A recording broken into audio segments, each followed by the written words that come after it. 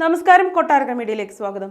മകളുടെ ഒരു നിമിഷത്തെ അവസരോചിത ഇടപെടലിൽ ഓട്ടോറിക്ഷയ്ക്ക് അടിയിൽപ്പെട്ട അമ്മയ്ക്ക് കിട്ടിയത് പുതുജീവൻ. കിന്നികോളി കട്ടിയിൽ റോഡിൽ രാമനഗരയിൽ കഴിഞ്ഞ ദിവസം രാവിലെയാണ് അപകടം.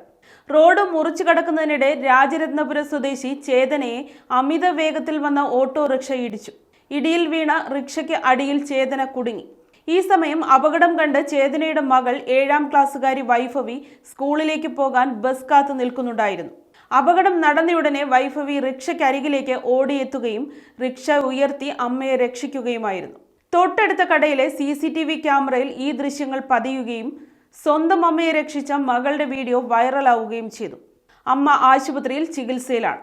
വൈഭവിയെ Mangaluru city police commissioner Anupam Agarwal ആദരിക്കുന്നു. 13കാരിയുടെ ധീരമായ ഇടപെടൽ ശ്രദ്ധയിൽപ്പെട്ട Mangaluru city police commissioner Anupam Agarwal വൈഭവിയെ ഓഫീസിലേക്ക് വിളിച്ചു വരുത്തി ആദരിച്ചു.